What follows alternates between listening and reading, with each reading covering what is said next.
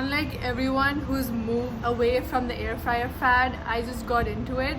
And I saw this recipe of air fryer cookies on Instagram, which I immediately need to recreate. I've been craving cookies for like over a week. We don't have any groceries, so let's go buy some. And once I'm back, we're gonna talk about some swoon-worthy romance books that I've read this year as we bake cookies. It's gonna be a lot of fun.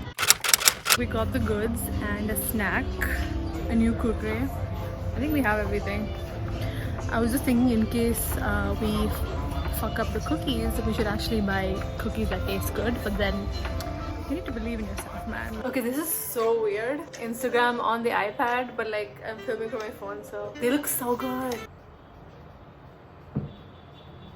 Pretty much your basic cookie recipe, but the only thing is we're gonna make it in the air fryer and it could go so wrong because there's no like pre-bake or preheat settings. He set it at 200 degrees Celsius for 7 minutes with the foil or a metal cover, and then he removed the cover and then air fried it for 5 minutes. Shit, I don't have a foil. Next is a half cup of brown sugar. Got our sugars and butter in.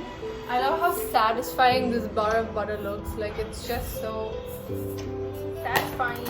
Guys, it's just been a while baking, so everything feels a little overstimulating right now. And then he's doing 1.5 cup of all-purpose flour. Okay, so first we're gonna mix in the butter and sugar. I low-key wanted to make like a smaller batch, but it looks like we are making a bigger batch. We need fun music in the kitchen. This is not it. As I mix the dough, I want to talk about the books. So the first one that I read this year is the story of two teenagers, I want to say. I think they're in their 11th or 12th, and the girl has retrograde amnesia. Now the details are a little blurry because I read it in the beginning of the year, but I kid you not, I can remember the way a book made me feel more than the names, the characters, but the way it made me feel, I think about it till this day. The story starts off by this guy being bullied in her class, and this other guy, like her classmate, he comes up, basically defends the guy that's being bullied. The bully makes a bet with him.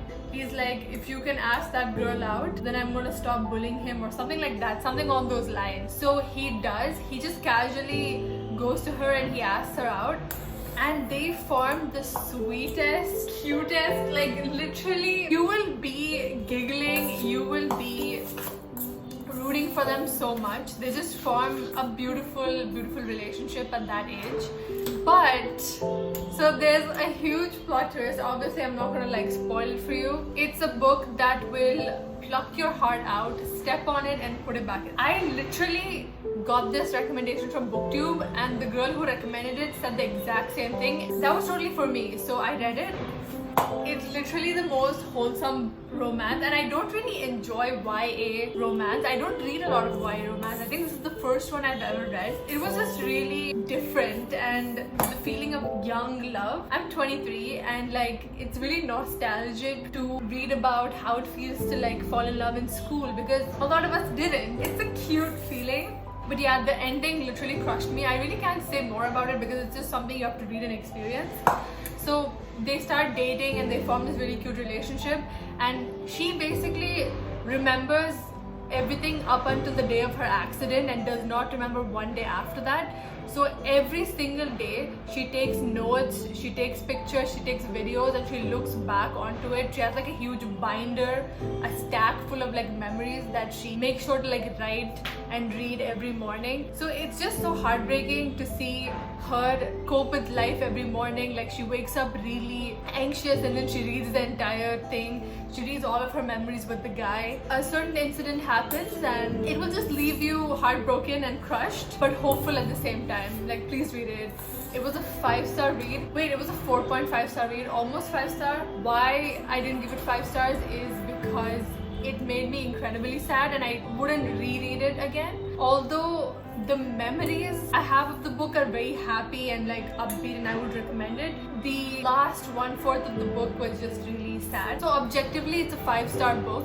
Subjectively, I'm gonna give it a 4.5 stars. That doesn't mean it's not as good as a 5-star. I think it's equivalent. It's just a personal thing as to why I'm giving it 4.5. So the name of the book is Even If This Love Disappears Tonight by Ishigo Misaki. Phenomenal, 5-star read. Give me 14 euros. It's so good. The second book I read in 2024 is the story of Tom and Jess. Tom is an upcoming musician.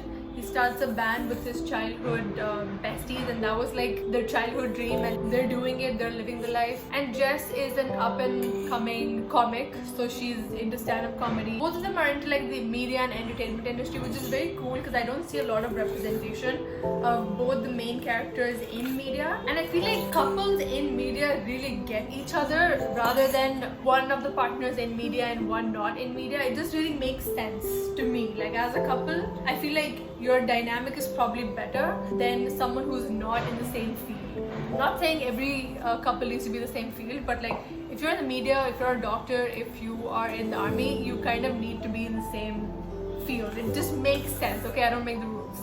So they meet on this eventful night. I think Tom performs that night or something in like a little bar in London or somewhere in England, and they really hit it off. They do go out that night and stuff. Something happens to Tom and like he meets with a minor accident. So he goes to the clinic, like he literally leaves her and he runs to the clinic, like he dislocates his shoulder or something. They decide to like meet up later on a date. He never shows up and he's like a really shy and timid guy. She thinks that he's a cheating liar. Irony of the book is it's called Perfect Timing by Owen Nichols, but the timing is so fucking terrible. Like they have the worst timing on the planet. It's so entertaining. Like every time he tries to communicate or she tries to communicate, it's the worst communication levels ever and it's the worst timing ever, but it's so fun. Yeah, overall I really enjoyed it. It was really fun to read. I gave it a 4 stars. It's pretty much about missed opportunities, falling in love at the wrong time, and how important timing is in your life. And I've like personally experienced this. 100% agree. And at the same time, both of them are dealing with their own issues. Tom with his like confidence, and Jess with her constantly meeting shitty guys, which is quite a thing when it comes to female characters in rom-coms. I don't know why it's a thing, but it is. And she has like trust issues, feeling like she's forever going to be lonely and with the wrong person. Because when you're in the arts, like when you're in comedy or you're a comic, it's really hard to find someone who gets you. Like she's always threading this line of like offending someone and like being funny. Just her navigating through what kind of comic she is, and like them just navigating through their careers. Everything was like really fun and interesting. This was a good read. I found it really realistic in terms of how the timing was never right between them, because it often is like that in real life with like a lot of people. You never just meet someone and then they ask you out on a date and then you hit it off and you're together. It's very rarely like that. Most of the time you're going back and forth, you're in a situationship or you're figuring out other things in life and you just can't date. Yeah, read it. It's definitely not a light-hearted book. At the same time, it's not super serious either. It's a really good romance book. I'm folding in the flour. We're almost done with this. Just need to add in the chocolate chunks. So after the last one, I fell into like a 3-month reading slump. I read something else. I don't remember. Wait, I do remember. We'll talk about it later. Fucking hate that book. Anyways, so in November, I read Butcher and Blackbird. I kid you not, that book literally woke me the fuck up. Like I felt like it slapped me out of a reading slump. And everyone and their mom has read it, so I don't really have anything new to say about it. I feel like everyone knows the plot at this point. So it's like 2 serial killers fall in love with each other and it's batshit crazy. And I feel like that's exactly what I needed. I just wanted a really wild romance, and it's kind of dark. Like it's pretty dark. It has 2 pages of trigger warnings. It's very smutty. I wouldn't even say spicy, it's just straight up smut. If you're into that kind of stuff, go through the trigger warnings and then decide if you want to read it or not. What I liked about it is the MMC, he's Irish and he has an Irish accent. I low-key thought he was really hot. Apart from both of them just being like really weird, man. I mean, the serial killer. So they basically meet in a very unconventional way. He finds her captive by a different serial killer and he forms an instant crush, and he decides that they should meet once a year. They low-key meet once a year for like the first 3 to 4 years. and the slow burn is crazy. I was just waiting for them to get together. They have really good chemistry. Like I feel like it was coming off of the page, like steam was rolling off the page. I think his name also very like Irish name, Ronan or Rowan. Rowan was his name. Yeah, and the girl's name was like Sloane. Overall, I gave it 4.25 stars. Very quick, very fast paced. I flew through the book. You can just read it in one sitting. Apart from like the steamy scenes and like the batshit crazy violence and like whatever, I really like the fact that he kind of really soft inside. Like he really loves her, and you can tell that he does. Like it really got me like giggling and kicking my feet up in there. Okay, yeah, I just really like them as a couple. It makes sense. Also, speaking of the career thing, if you're a serial killer, you should also be dating a serial killer. It just only makes sense. So I made my dough a little too pasty and runny. I'm trying to like dry it up. This is always the case with like me baking. Either I make it too dry or I make it too wet. I think it's coming together finally. And this is a workout. So read Butcher and Blackbird after you've read all of the trigger warnings. It's pretty good.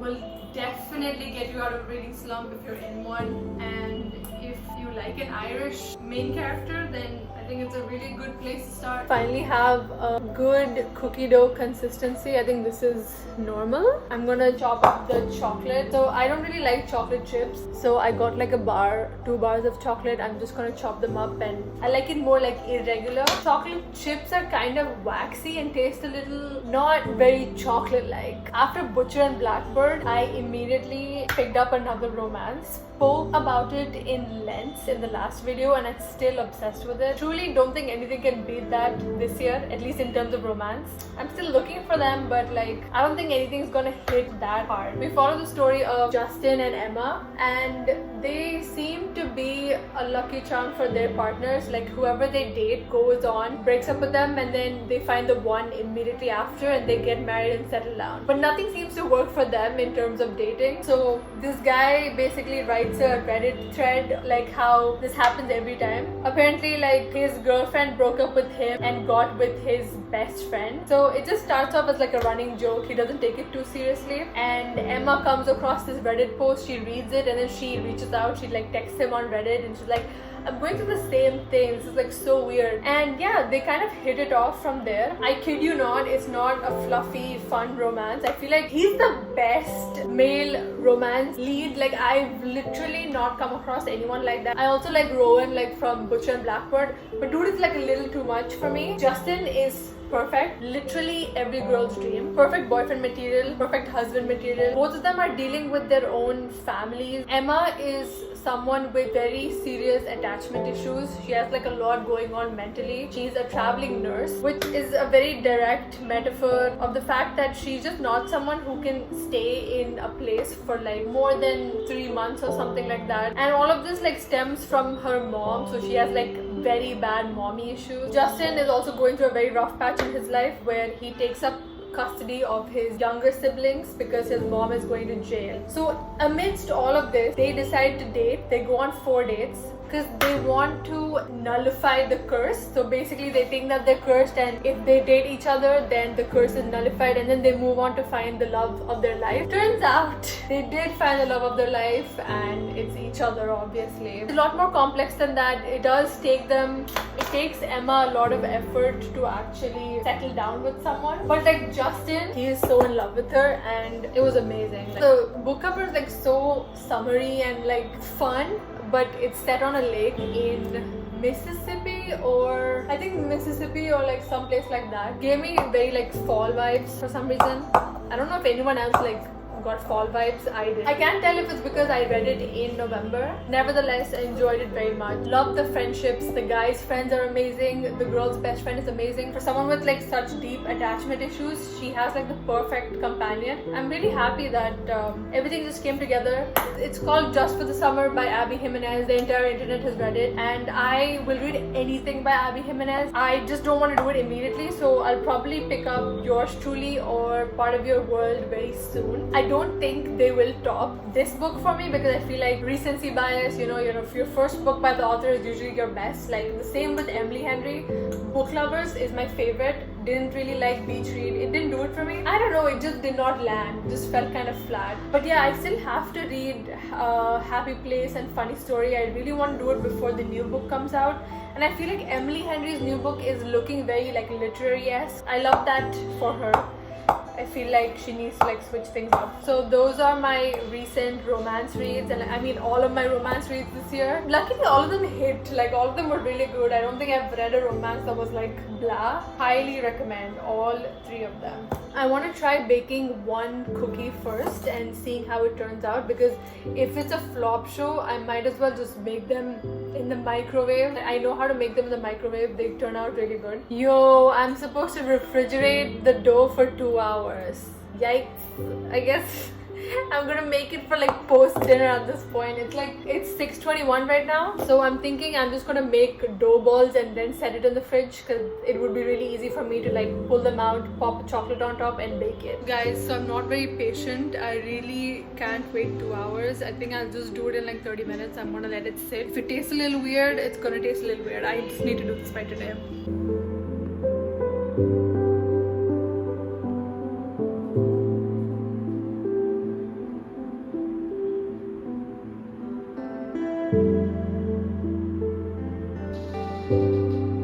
Y'all, this was such a fun Christmassy December activity. I just realized how much I love baking. Is it peaceful and calming? Absolutely not. It's very chaotic in my kitchen, but I had so much fun. Like, I want to do more of these book and bake videos. So it's not your typical cookie. It doesn't look like a typical cookie, but it's fudgy. It's cakey on the inside. It's a fudgy cakey cookie, and I don't like chocolate chips. That's why it looks different, but we have chocolate chunks. My dad said it's the best cookie he ever had, which is probably a stretch. He's just being nice, but they are pretty good, and I will be looking forward to eating a little sweet treat. I'm such a post-lunch sweet treat girly. I'm always looking for those. I'll be right here, and you can catch me in the next one.